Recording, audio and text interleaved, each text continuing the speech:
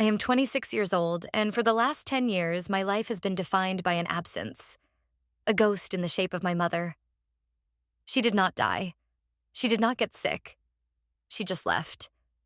One Tuesday morning, she packed a bag, walked out the door, and got into a car with a man named Rick. She left behind my father, Tom. She left behind my younger brother, Leo, who was only 11. And she left behind me. I was 16, old enough to understand exactly what was happening and too young to know how to deal with it. The note she left on the kitchen table was short. It said she was sorry, but she needed to find her own happiness. It did not mention us. It did not say she loved us. It was a permission slip she wrote for herself. The years that followed were hard. My father, a man who had always been quiet and steady, seemed to shrink. He took on a second job cleaning offices at night just to make ends meet. He never spoke ill of her, not once. He would just get this tired look in his eyes whenever her name came up, which was rare. We all learned to pretend she never existed because talking about her felt like picking at a wound that would not heal.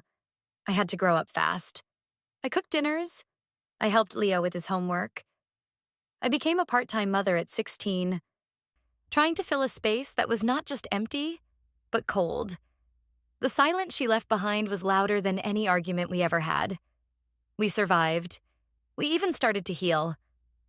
Dad eventually met Sarah, a kind woman with a warm laugh who treated him with the respect he deserved. Leo got into a good college and is studying to be an engineer. I found a job I like in marketing, and I have my own small apartment.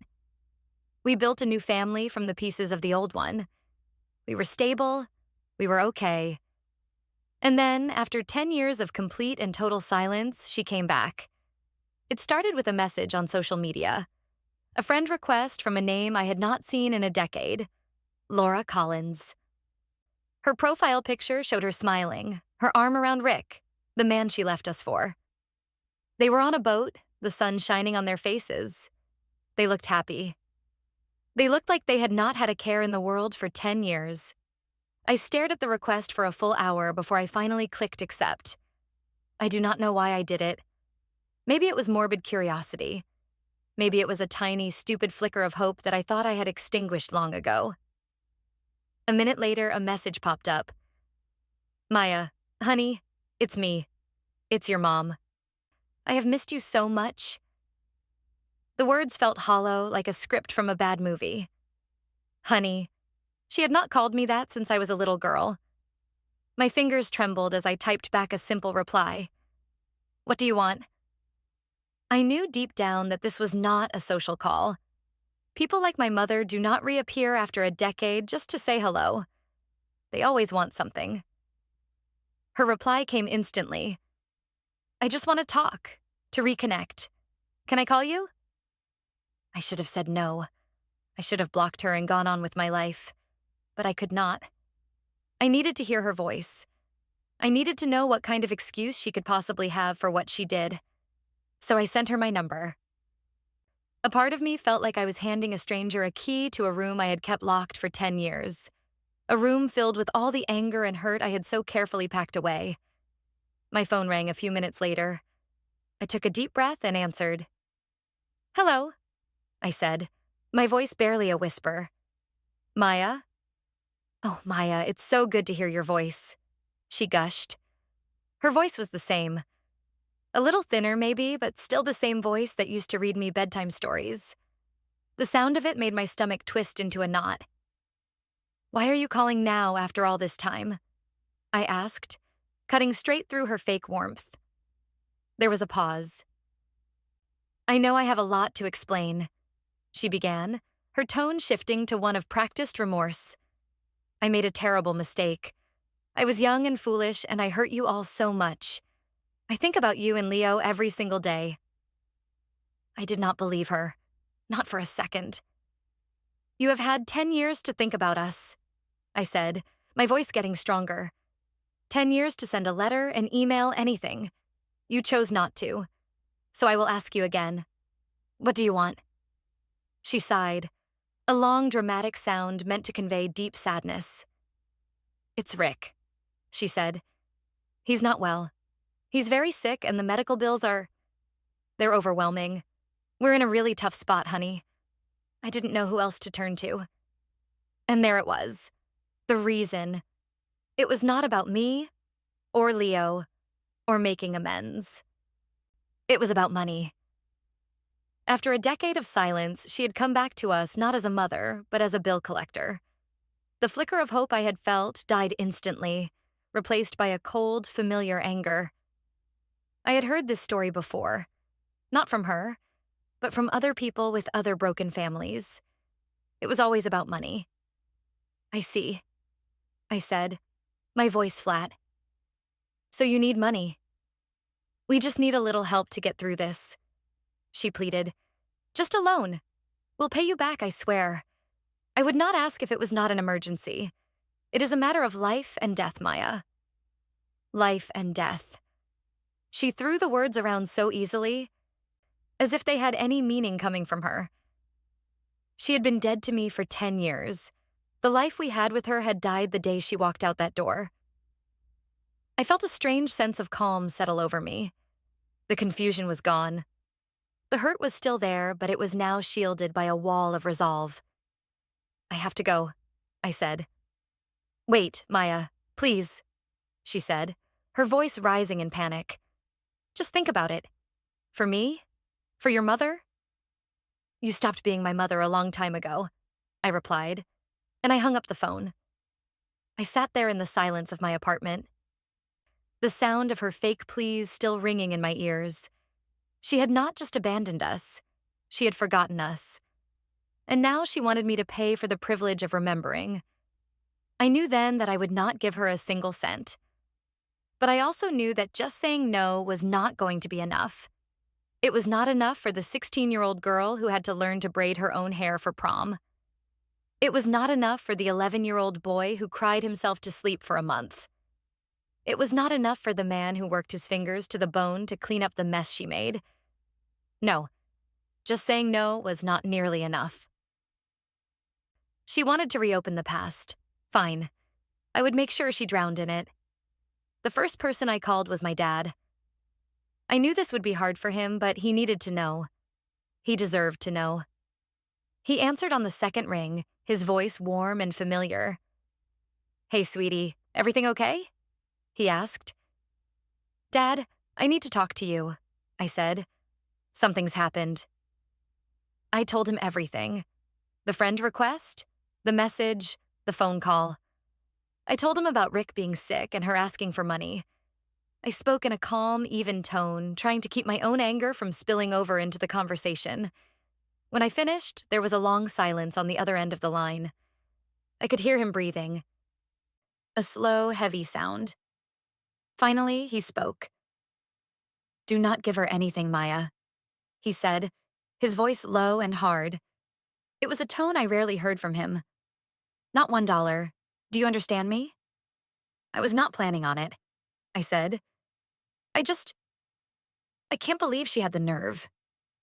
I can, he said, a bitter edge to his words. That woman has no shame. Never has. He paused for a moment, and I could tell he was debating whether to say more. There's something you do not know, he said finally. Something I never told you or Leo because I did not want to poison you against her any more than her actions already had. What is it? I asked, my heart sinking. I had a feeling this was going to be bad.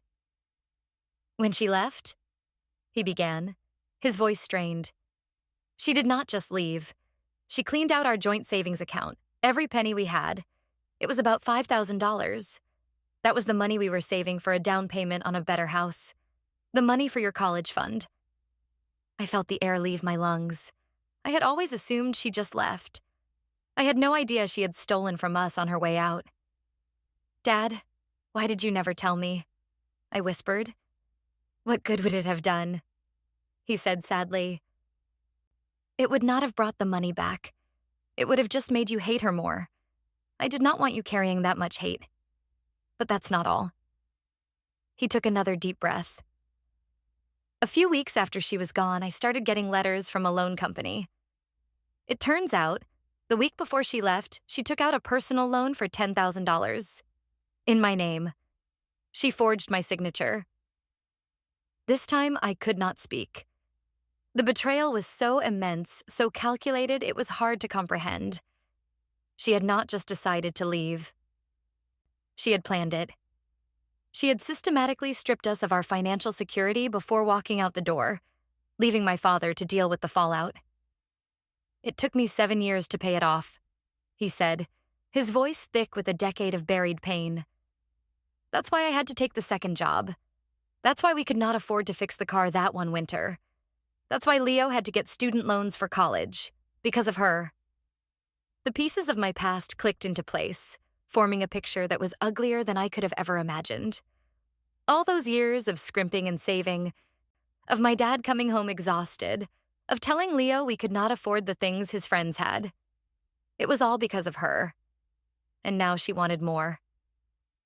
"I'm so sorry, Dad," I said, tears welling in my eyes.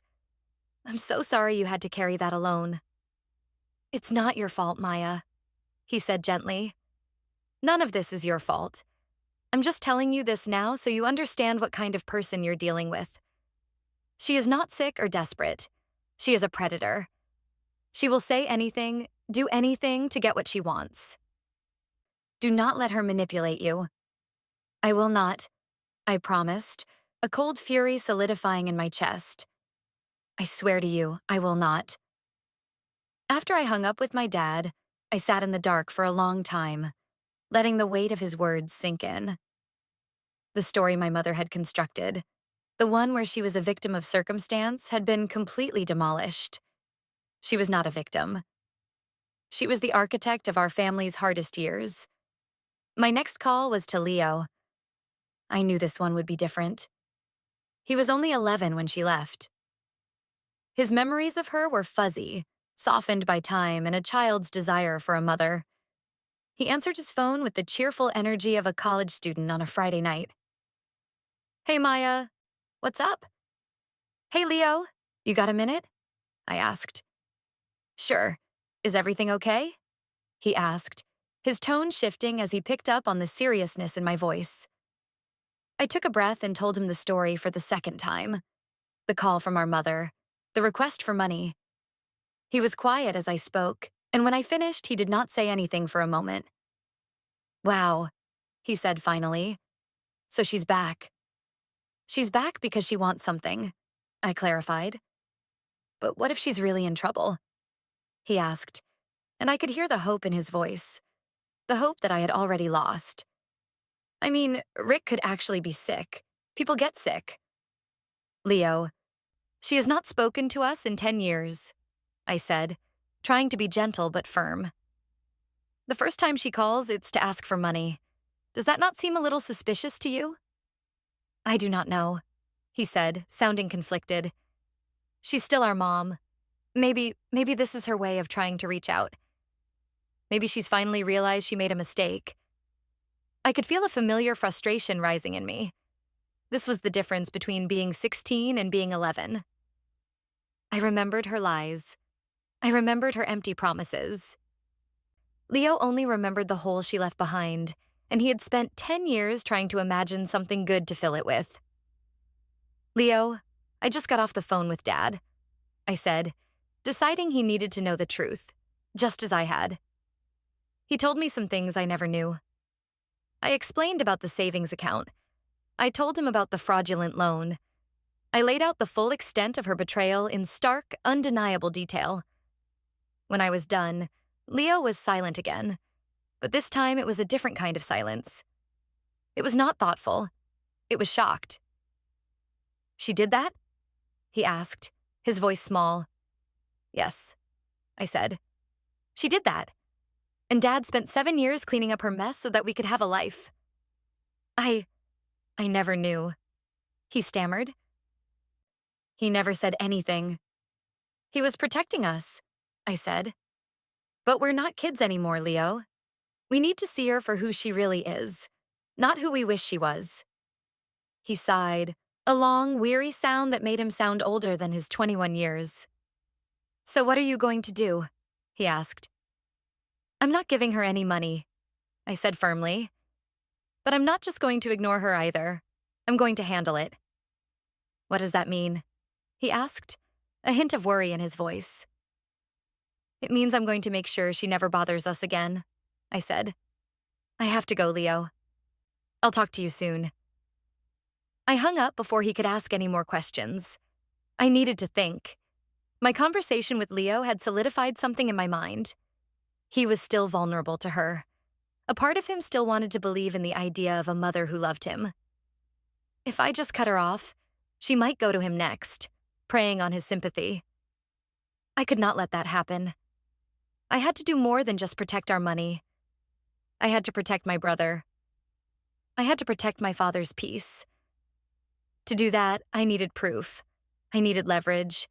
I needed to dismantle her story so completely that even Leo would have no choice but to see the truth. My plan started to form, piece by piece. My mother had lied about Rick being sick. I was sure of it. And in today's world, lies like that are hard to maintain. People post everything online. They share their lives without a second thought. I had a feeling that if I looked hard enough, I would find the truth somewhere on the internet. I opened my laptop and went back to her social media page. It was mostly private, but her friend list was visible. I scrolled through the names until I found him. Rick Miller. His profile was public. It was a goldmine. His timeline was a monument to a life of leisure. Pictures of him fishing on a gleaming new boat, posts from a recent vacation to a tropical resort. The photos dated just 3 weeks ago. There was a video of him and my mother laughing and drinking cocktails by a pool, looking tanned and perfectly healthy. He had even posted a picture of the boat's bill of sale, boasting about the sweet deal he got. The date on it was from 2 months ago. There was not a single post about illness, not a single mention of a hospital or a doctor. In fact, the most recent post, from just 2 days ago, was a picture of him holding a ridiculously large sandwich with the caption, "Tackling this monster, feeling great." It was so brazenly normal, so utterly contrary to the life or death story my mother was peddling that I almost laughed. But my search did not stop there. I scrolled further back, looking for clues about their financial situation. It did not take long to find them. Mixed in with the vacation photos were vague but increasingly frequent posts about business. Rick seemed to fancy himself some kind of entrepreneur. There were posts about a game-changing investment and getting in on the ground floor. Then, about 6 months ago, the tone of the posts started to change. They became more defensive. "Big risks mean big rewards," one post read. "The haters are just scared to play the game." I cross-referenced his posts with my mother's. Her public posts were more subtle. But the timeline matched. Around the same time Rick's posts turned defensive, she started posting inspirational quotes about weathering storms and bouncing back from setbacks. Then, I found it. A post from a month ago on her page, a vague complaint about untrustworthy business partners and investments that did not pan out. It was clear what had happened. Rick had gambled their money away on some get-rich-quick scheme, and it had blown up in their faces. The new boat, the vacation, it was all a facade. A desperate attempt to keep up appearances while their world was crumbling around them. The medical emergency was a complete fabrication. It was a lie designed to elicit sympathy, and more importantly, to get cash without having to admit their own failure. They were not victims of a health crisis. They were victims of their own greed and stupidity. I took screenshots of everything. The vacation photos, the picture of the boat, Rick's post about feeling great, my mother's post about bad investments. I saved them all to a folder on my desktop, labeling each one with the date it was posted. I was building a case brick by brick. Each piece of evidence made me feel stronger, more in control. Now that I had proof, I needed to use it. I could have just sent her the screenshots and told her to get lost. But that felt too easy. That would let her off the hook. She would just move on to her next target, her next lie. I wanted to confront her. I wanted to see the look on her face when her story fell apart.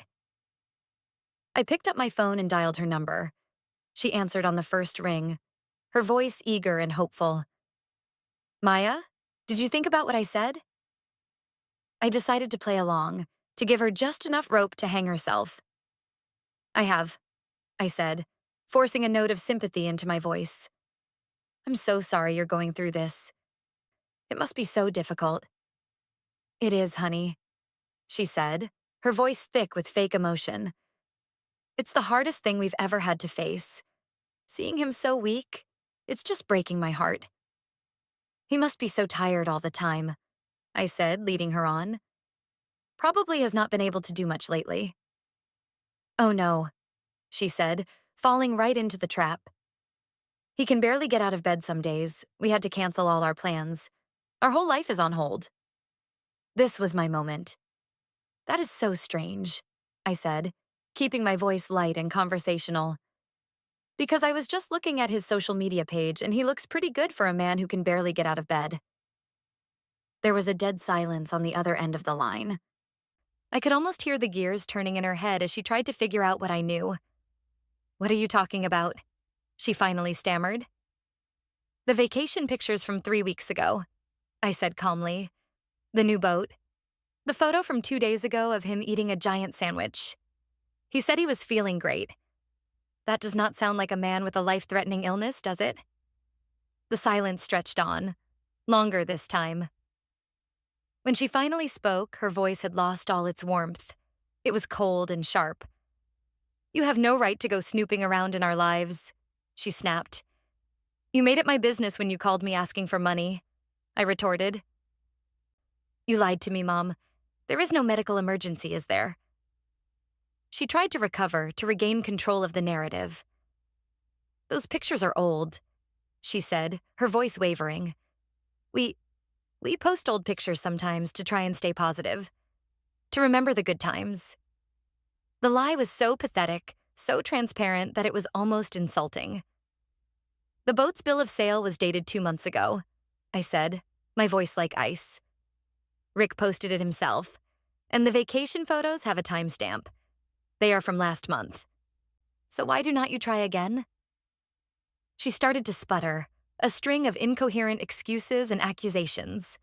I was being cruel. I did not understand. I was twisting things. She was trying to gaslight me, to make me doubt what I was seeing with my own eyes. But it was not working. I had the facts. Let me guess what really happened, I said, cutting her off. Rick made a bad investment. He lost all your money. Maybe on that game-changing business venture he was so excited about 6 months ago. Now you're broke. You're about to lose your house and you need a bailout. Is that about right? She did not answer. The only sound was her ragged breathing. I had hit the nail on the head. I knew it. You could have just told me the truth, I said, the anger I had been suppressing finally starting to surface. You could have been honest for once in your life. But you did not. You had to invent this disgusting story about a dying man to try and manipulate me. You used the idea of his death as a tool to get money. Do you have any idea how sick that is? You do not know anything, she shrieked. You sit there in your perfect little life judging me. You have no idea what it's like. You're right. I do not, I said, my voice dangerously quiet. I do not know what it's like to abandon your children. I do not know what it's like to steal from your family. And I do not know what it's like to lie about someone dying just to cover up your own mistakes. And I am thankful for that every single day. I could hear her crying now, but they were not tears of remorse. They were tears of frustration and rage. She had been caught, and she could not stand it. I need to go, I said, my patience completely gone. Do not call me again. I hung up the phone and leaned back in my chair, my heart pounding in my chest. The confrontation had been draining, but it had also been clarifying. I had exposed her lie. I had called her out on her manipulation. For a moment, I thought that might be the end of it. I had won. She would be too ashamed to contact me again. But as the adrenaline faded, a new thought began to creep in. I had only scratched the surface. The lie about Rick's health was just the latest one. What about the lies she had been telling for the last 10 years? The lies that had allowed her to live with herself after what she did to us. I had a feeling there was more to uncover, something darker and more deeply buried. And I knew I would not be able to rest until I found it. My victory felt temporary. I had caught her in a lie, yes, but I knew my mother. She was a survivor. She would not give up that easily. She would regroup, invent a new story, a new tragedy, and try again. Or worse, she would go to Leo, hoping to find a more sympathetic ear. I needed more than just a few social media posts. I needed something that would end this for good. I needed to understand the full scope of her deception. My mind went back to my father's words about how he had not wanted to poison us against her. It occurred to me that he might not have been the only one trying to protect us. Our extended family, my mother's side, had been mostly silent over the years. A Christmas card here and there, a polite but distant phone call on a birthday. I had always assumed they had sided with her, that they had cut us off out of loyalty. But what if that was not the whole story? What if they knew things they had not told us? There was one person I thought might talk to me. My mother's cousin, Chloe.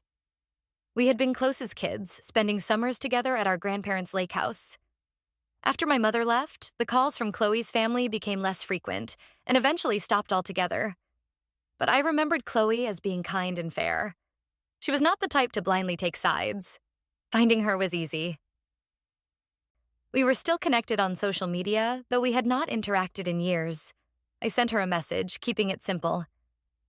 "Hey Chloe, it's Maya. I know it's been a long time, but I was hoping I could talk to you about something important."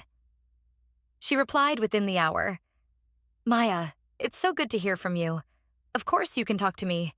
Is everything okay?" I decided it would be better to call. I needed to hear her voice, to gauge her reactions. When I dialed her number, I felt a nervous flutter in my stomach. This was a long shot. She could refuse to talk, or worse, she could lie to protect my mother. She answered right away. "Maya?"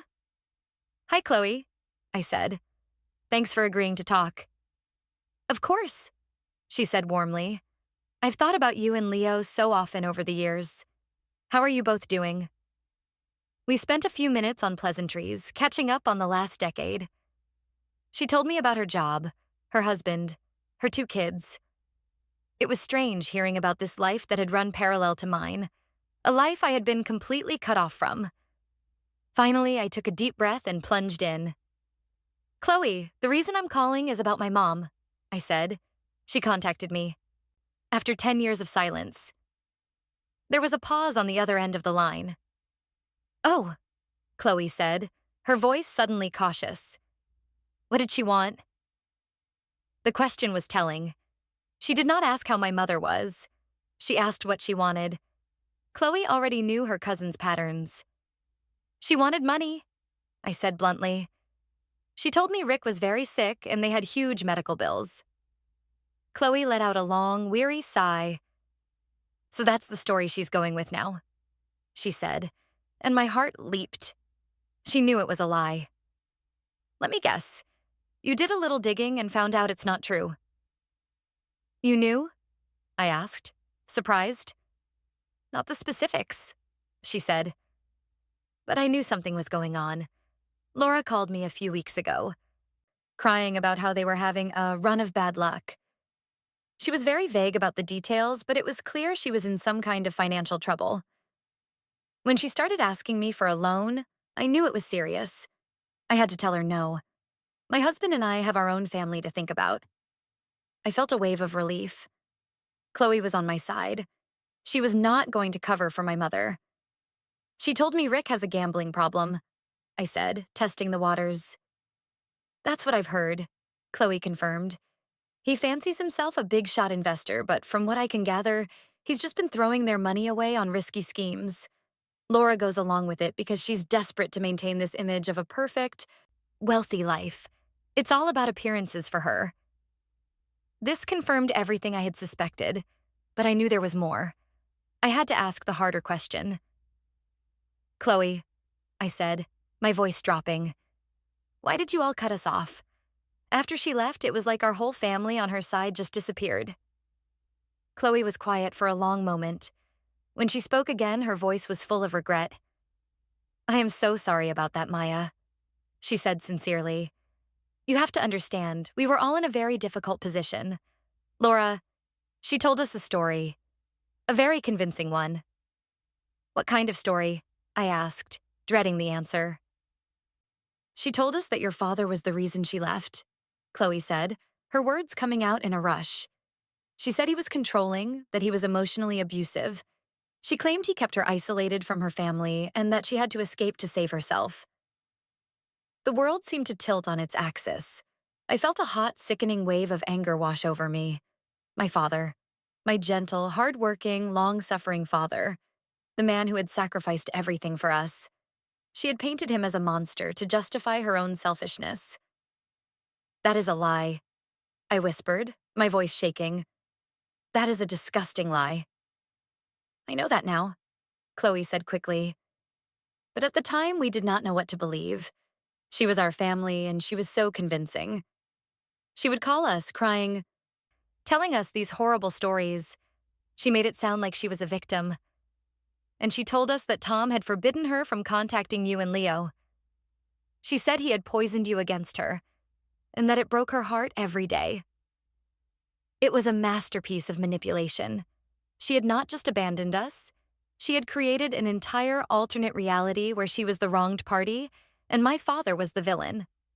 She had systematically assassinated his character to everyone who would listen, ensuring that she would have a sympathetic audience and that we would be isolated from her side of the family.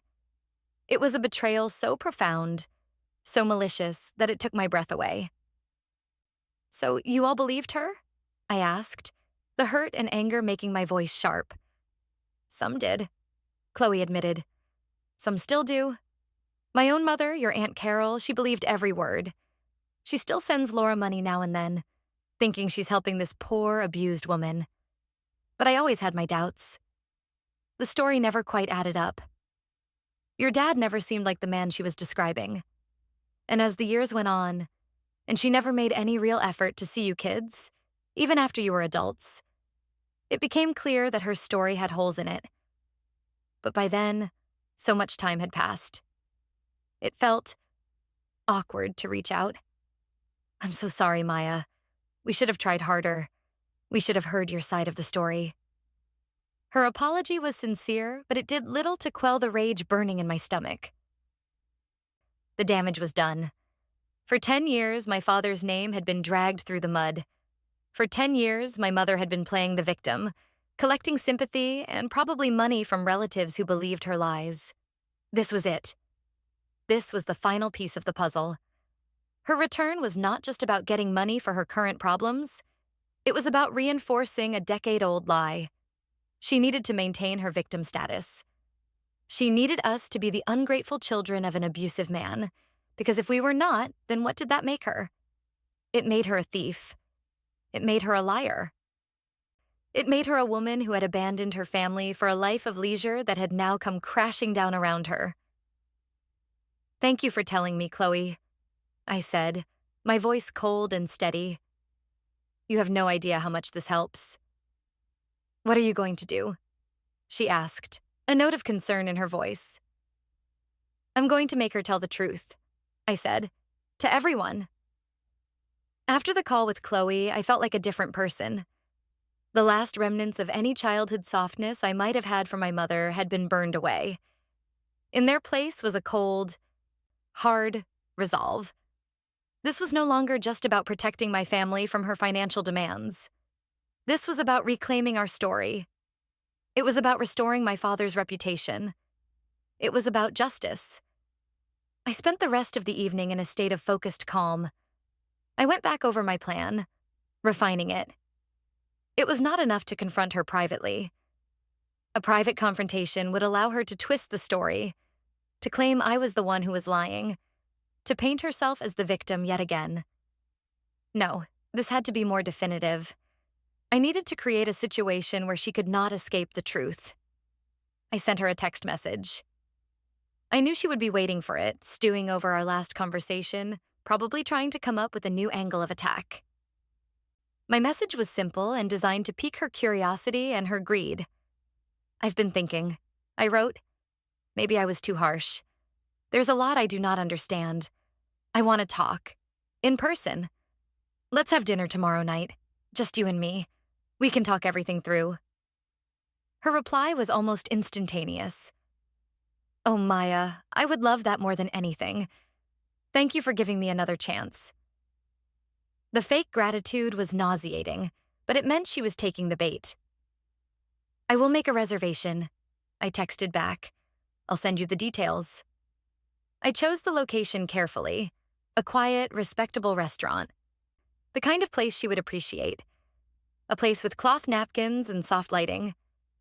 A place where making a scene would be deeply embarrassing. I wanted her to feel comfortable, to let her guard down. I also called my dad and Leo. I told them I was meeting her, and I explained the full extent of what I had learned from Chloe. Dad was horrified, but not surprised. That sounds like her, he said, his voice heavy. Twist everything to make herself the hero of her own story. Be careful, Maya. She's like a cornered animal. I will be, I promised. But I have to do this, Dad. For you. Leo was finally, completely on board. The revelation about the lies she had told about their father had shattered any lingering sympathy he had for her. She said that about Dad? He asked, his voice full of disbelief and anger. After everything he did for us? Okay, Maya.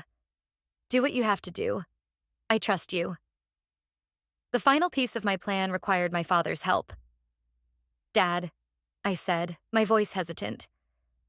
This is going to sound strange, but do you have any of the old paperwork? From when she left? The bank statements showing the empty account? The letters from the loan company? He was quiet for a moment. I think so, he said slowly. I think I kept it all in a box in the attic. I never wanted to look at it again, but I could not bring myself to throw it away. It felt like evidence. Can you find it? I asked. Can you scan it and email it to me? I can, he said. I will do it tonight. An hour later, an email arrived in my inbox. The subject line was just my name. Inside were several attachments. I clicked on the first one. It was a bank statement from 10 years ago.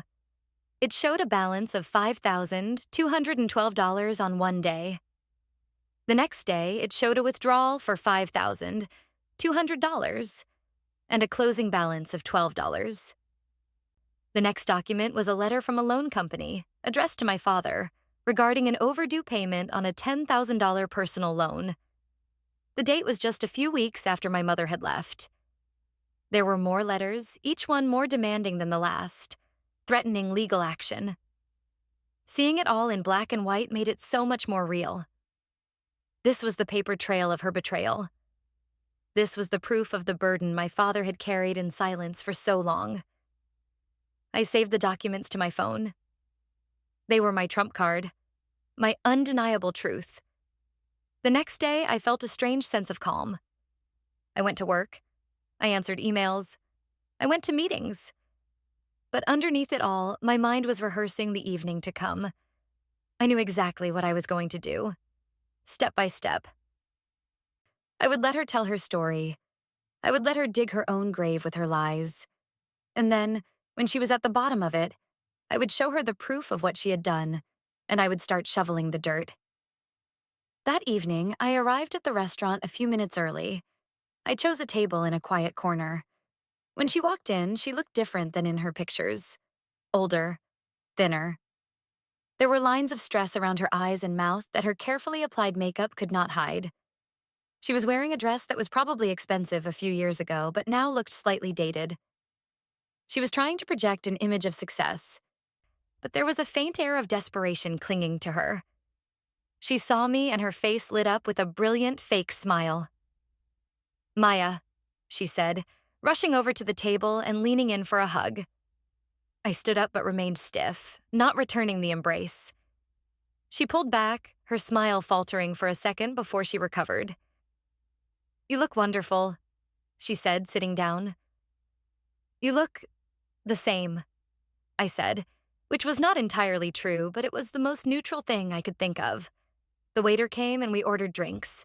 She chattered nervously about the restaurant, the weather, anything to fill the silence. I let her. I wanted her to feel like she was in control. "I am so glad you agreed to meet me," she said once the waiter had left. "I was so worried after our last call. I did not express myself well. I was just so emotional." "It's okay," I said, my voice even. "Why do not you start from the beginning? Tell me what's going on." This was her cue. She leaned forward, her face a mask of sorrow. She launched into her performance, an updated and more detailed version of the story she had told me on the phone. She told me about Rick's mysterious illness, a rare condition that the doctors were struggling to diagnose. She described his supposed symptoms in heartbreaking detail. She talked about the endless tests, the expensive specialists, the experimental treatments that were not covered by insurance. She even managed to produce a few tears, which she dabbed at delicately with her napkin. I listened patiently, not interrupting. I nodded in all the right places. I let her build her fantasy, lie by lie. It was a compelling performance. If I did not know the truth, I might have even believed her. "It's just been a nightmare," she finished, her voice choked with emotion. "We've drained our savings. We've maxed out our credit cards. We're on the verge of losing everything. That is why I called you. I was desperate." I let the silence hang in the air for a moment. "That sounds awful," I said, my voice full of false sympathy. "It must be so stressful." "You have no idea," she said, shaking her head sadly. "It's just strange," I said, casually taking a sip of my water. "Because he seems to be handling it all so well." Her eyes narrowed slightly. "What do you mean?" "Well, for a man who is so sick, he certainly looked like he was having a good time on your vacation last month," I said, my tone still light. "And that new boat? That must have been a huge expense, especially with all the medical bills." Her mask slipped. The sorrow in her eyes was replaced by a flicker of panic. "I told you we post old pictures," she said, her voice a little too sharp, "to keep our spirits up." "And the post from a few days ago?" I continued, relentless. "The one where he said he was feeling great? That does not sound like a man at death's door." "You are twisting my words," she hissed, her voice low and urgent. People at the next table glanced over. "He has good days and bad days. You are taking things out of context to make me look bad." "Am I?" I asked. "Or is it possible that there is no illness? Is it possible that the real problem is that Rick lost all your money in a bad business deal?" Her face went pale. "Who have you been talking to?" she demanded. "It does not matter who I've been talking to," I said, leaning forward. "What matters is that you are lying to me. Again. You came to me with this elaborate, tragic story, a story designed to make me feel guilty and sorry for you. But it's all a lie, isn't it?" She stared at me, her mouth opening and closing, but no words came out. She was cornered, and she knew it. "But this is not really about Rick's fake illness, is it?" I said, my voice dropping even lower. "This is about a pattern of lies. A pattern that started 10 years ago." Her eyes widened in alarm. "I do not know what you're talking about," she whispered. "Oh, I think you do," I said. "I'm talking about the story you told your family. The story you told everyone who would listen. The one where Dad was an abusive monster and you were the poor victim who had to escape." The color drained completely from her face. She looked like she had been slapped. That's not true," she stammered. "Is not it?" I challenged. "I talked to Chloe. She told me everything. She told me how you painted Dad as a villain to justify abandoning your children. How you claimed he was the one who kept you from us, when in reality, you never even tried to call. You spent a decade assassinating the character of a good man, a man who worked himself to the bone to clean up the mess you made. You do not understand what our marriage was like," she said, her voice trembling with a mixture of fear and rage. "He was not perfect." "No one is perfect," I shot back. "But he was not an abuser. He was a good father and a good husband. And you destroyed his reputation because you were too cowardly to admit the truth, that you were just selfish. You found someone with more money and you left. It is as simple as that. She looked around the restaurant, her eyes darting back and forth as if looking for an escape route. I am not going to sit here and be attacked like this, she said, grabbing her purse. Oh, we are not done yet, I said, my voice stopping her cold. I pulled out my phone and slid it across the table. On the screen was the image of the bank statement, the one showing the $5,000 withdrawal. Does this look familiar? I asked. She stared at the phone, her eyes wide with horror. She did not say a word.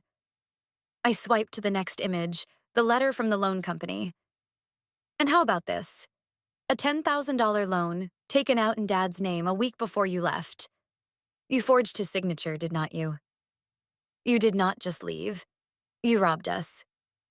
You took our savings, and you saddled Dad with a debt that took him 7 years to pay off. 7 years of working 2 jobs, of worrying about money, of sacrificing everything, while you were off living your happy new life with our money. She looked from the phone back to my face, her expression a mixture of shock and utter defeat. The lies were gone.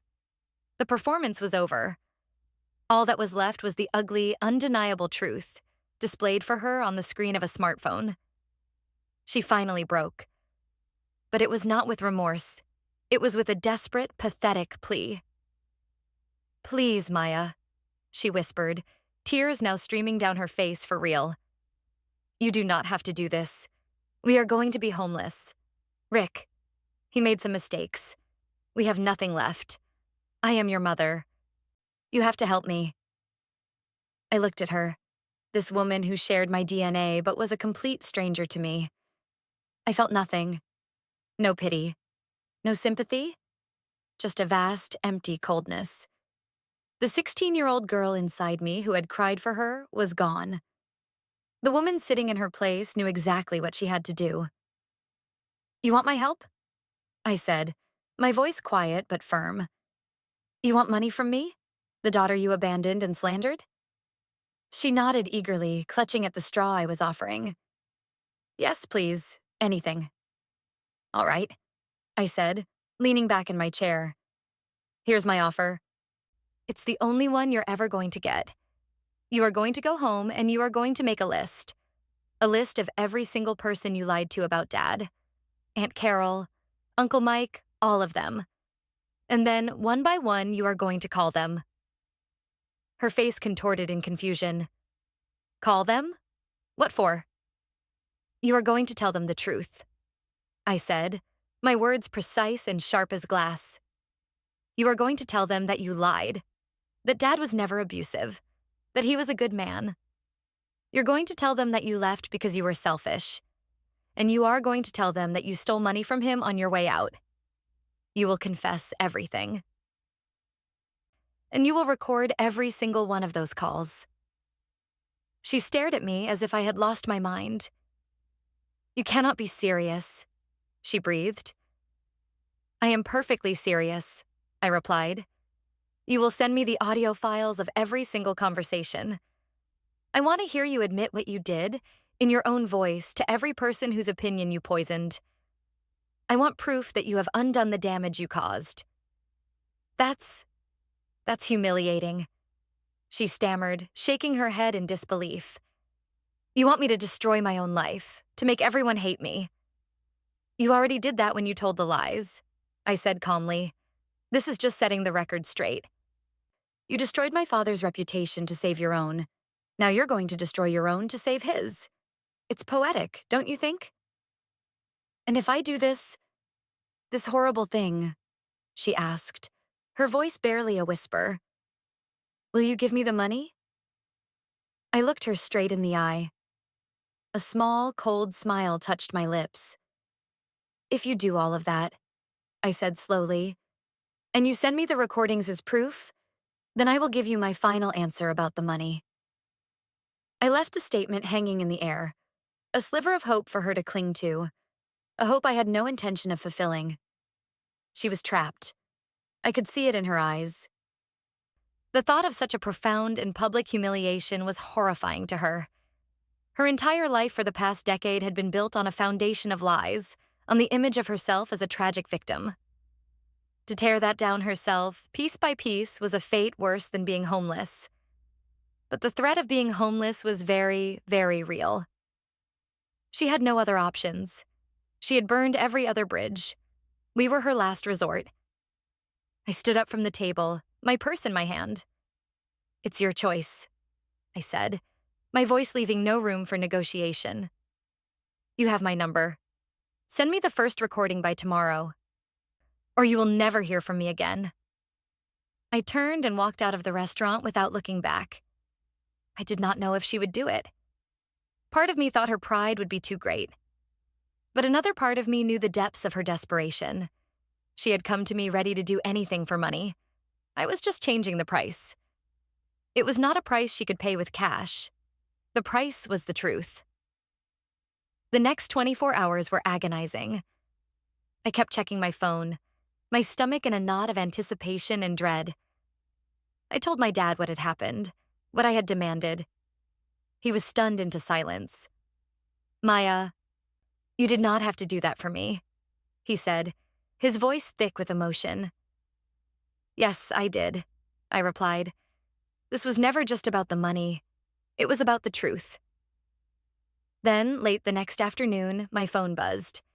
It was a text from an unknown number, which I assumed was a new one she had gotten. There was no message, just an audio file attached. My hand was shaking as I pressed play. The recording was crackly, but her voice was unmistakable. It was shaky, on the verge of tears. The other voice belonged to my Aunt Carol, her sister. "Carol, it's me," my mother began. "Laura, I was so worried. Did you get the money I sent?" Aunt Carol asked, her voice full of concern. "Yes. Thank you," my mother mumbled. "Listen, I have to tell you something, and it's really hard for me to say." "What is it, honey? Are you okay?" There was a long, shuddering breath, and then the words came tumbling out. "What I told you about Tom," she said, her voice cracking. "About why I left? It was not true. None of it was true." "What are you talking about?" Aunt Carol asked, her confusion evident. "He was not abusive," my mother sobbed. "He never was. He was a good man, a good father. I lied. I made it all up because I was ashamed. I was a coward." The confession was punctuated by a gut-wrenching sob. "I left him and the kids because I wanted a different life. And I took money from him. I took all their savings and I took out a loan in his name. I ruined him. I lied to you. I lied to everyone." Aunt Carol was silent for a long, shocked moment. "Laura, why?" she finally asked, her voice a whisper of disbelief. "I do not know," my mother cried. "I was selfish. I'm so sorry, Carol. I'm so sorry for lying to you all these years." The recording ended there. I sat on my couch, the phone in my hand, and I let out a breath I did not realize I had been holding. She had done it. She had actually done it. It was not a full-throated, sincere apology. It was the desperate, pathetic confession of a cornered animal. But it was the truth. And it was on tape. Over the next 2 days, more files arrived. One by one, I listened to my mother systematically dismantle the fantasy world she had built. I heard her confess to her brother, to her cousins, to old family friends. Each call was a variation on the same theme. A shaky, tearful admission of her lies, followed by a shocked and often angry response from the person on the other end of the line. Some were sympathetic. Some were furious. All of them were stunned. With each recording I received, I felt a layer of the anger I had carried for a decade begin to peel away. It was not being replaced by forgiveness. It was being replaced by a sense of grim satisfaction. This was not about revenge. Not entirely. It was about balance. It was about the truth finally seeing the light of day. After the 5th recording arrived, I forwarded them all to my father and Leo. I did not say anything. I just sent the files. My dad called me an hour later. He was crying. I had not heard my father cry since the day she left. "I listened to them," he said, his voice choked. "All of them. I I can't believe it. After all these years." "It's the truth, Dad," I said softly. "Everyone knows the truth now." "Thank you, Maya," he said, and the depth of gratitude in his voice was overwhelming. "You've lifted a weight I did not even realize I was still carrying." Leo texted me. "Holy crap, she actually did it. You're a freaking legend, Maya." Our bond, which had felt strained by her reappearance, was now stronger than ever. We were a team. We were a family. The three of us, united in the truth. A few days later, the last audio file came through. It was the call to her most distant cousin, the last person on the list she had apparently made. After that, a text message followed. "I did it," she wrote. "I did everything you asked. Now will you help me?" I looked at her message for a long time. I thought about the 16-year-old girl who had to comfort her little brother while her own heart was breaking. I thought about my father's tired face after a 16-hour workday. I thought about the years of struggle, the missed opportunities, the quiet sadness that had lived in our house for so long. And I thought about the mountain of lies she had built on top of our pain. I typed out my reply. It was short and to the point. "I have your final answer," I wrote. "My answer is no. I will not be giving you any money. What I have given you is the truth. It's more than you deserve. I have the recordings of your confessions.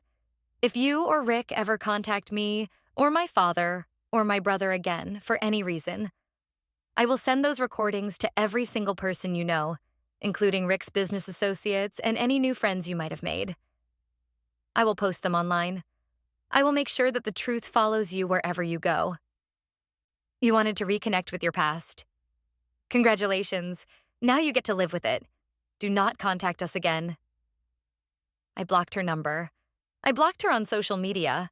I erased her from my digital life as completely as she had erased herself from our real one 10 years earlier. The aftermath was quiet. A few weeks later, I got a call from Chloe. Her voice was a mixture of pity and disgust. "I thought you should know," she said. "Laura and Rick lost the house. They're living in some cheap rental apartment on the other side of town. Apparently, they're fighting all the time. He blames her for telling everyone the truth about their money problems, and she blames him for losing it all in the first place." "What about the family?" I asked. "It's a mess," Chloe said. "Aunt Carol is devastated. She feels like she's been a fool for 10 years. Most people are just angry. They feel used. A few people feel sorry for her, but nobody trusts her anymore. She tried to spin a new story, that you had blackmailed her into making those calls, but nobody's buying it. The recordings are pretty clear. She has completely isolated herself." I thanked Chloe for the update and hung up the phone. I did not feel happy. I did not feel sad. I just felt quiet. The storm had passed. Life went on. My father seemed lighter, more at peace than I had seen him in years. He and Sarah started talking about getting married. Leo finished his semester with flying colors and came home for the summer. Our little family, the one we had rebuilt from the ashes, felt stronger and more solid than ever. One evening, my dad and I were sitting on the porch watching the sunset. He turned to me, a thoughtful look on his face. "Do you ever regret it?" he asked. "How you handled things with your mother?" I thought about it for a moment. I thought about her humiliation, her isolation, her brokenness. "No," I said, and I was surprised by how certain I was. "I don't. She didn't just leave us, Dad. She tried to rewrite our history. She tried to make you the villain so she could be the victim. If I had just given her money, she would have gone on believing her own lies. If I had just told her no, she would have hated us for it. This way, she has no one to blame but herself. She has to live with the truth of what she did. And so do we. But for us, the truth is freeing." He nodded, a small smile on his face. "You're a strong woman, Maya," he said, stronger than I ever was. I learned it from you, I replied. We never heard from her again. The silence she had imposed on us for a decade was now her own. She was trapped in it, along with the truth she had been forced to tell. Sometimes I wonder what she does all day in that cheap rental apartment with the man she chose over her children. I wonder if she ever thinks about us. I wonder if she feels any remorse. But then I stop myself. It does not matter. Her thoughts and her feelings have no power over us anymore. We took that power back. She wanted money, a quick fix for the life she had squandered. Instead, I gave her a mirror.